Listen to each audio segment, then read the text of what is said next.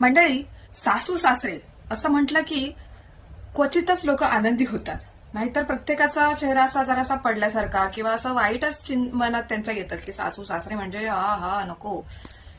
तर अध्यात्म, मानसशास्त्र आणि ज्योतिषशास्त्र याच्यानुसार सासू सासऱ्यांकडे बघण्याचा आपला दृष्टिकोन कसा असावा हे मी तुम्हाला आता या व्हिडिओमध्ये सांगणार आहे, त्यामुळे व्हिडिओ शेवटपर्यंत बघा.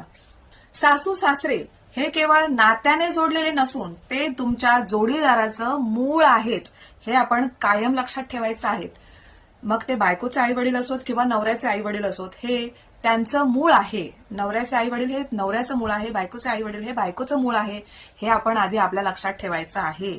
आणि त्याच्यामुळे मुळापासून झाडाला कधीही वेगळं कोणी करू शकत नाही आणि ते करायचंही नसतं. याच्या एवढं पाप दुसरं काहीच नाहीये.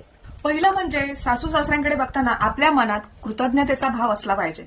कृतज्ञतेचा भाव म्हणजेच शास्त्र सांगतं की ज्या माणसाने किंवा ज्या व्यक्तींनी तुमच्या जोडीदाराला जन्म दिला, त्याला लहानाचं मोठं केलं आणि तुमचं अर्धांग त्याला बनवलं, अशा त्या व्यक्तींकडे बघताना तुमच्या मनात कृतज्ञतेचाच भाव असला पाहिजे.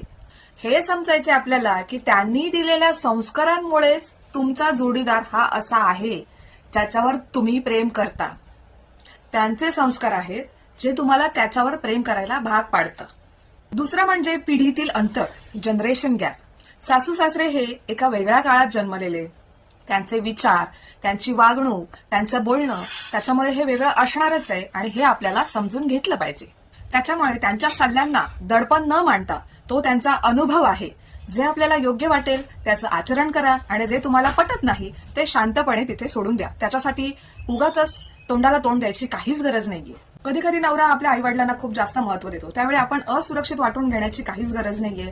तर अशा वेळी आपण काय करायचंय, आपल्या प्रत्येक निर्णयात, म्हणजे जो कुटुंबाचा कौटुंबिक निर्णय असेल त्यात सासू सासऱ्यांना महत्व देणं गरजेचं आहे. प्रत्येक निर्णयात त्यांना त्यांचं महत्वाचं स्थान दिलं की ते आपोआपच आपल्याशी, आपल्या विचारांशी जुळवून घेतात. ज्योतिषशास्त्रानुसार कुंडलीतील दशम भाव म्हणजेच 10वं घर हे सासूचं व 9वं भाव म्हणजेच 9वं घर हे सासऱ्यांना दिलेलं आहे. जर तुमच्या कुंडलीत चंद्र आणि सूर्य बिघडले असतील तर सासू सासऱ्यांशी पटायला खूप त्रास होतो. तर रविवारी सासऱ्यांचा आणि सोमवारी सासूबाईंचा आशीर्वाद घेणे हा सर्वात मोठा ग्रहदोष निवारण्याचा उपाय आहे. तर तुम्हाला या व्हिडिओवरून कळलाच असेल की सासू सासरे हा आपल्या आयुष्यातला अविभाज्य घटक आहे, जो आपल्या जोडीदाराचा मूळ आहे. त्याच्यामुळे त्यांना कधीच दुय्यम स्थान देऊ नका, त्यांना कधीच वाईट वागणूक देऊ नका.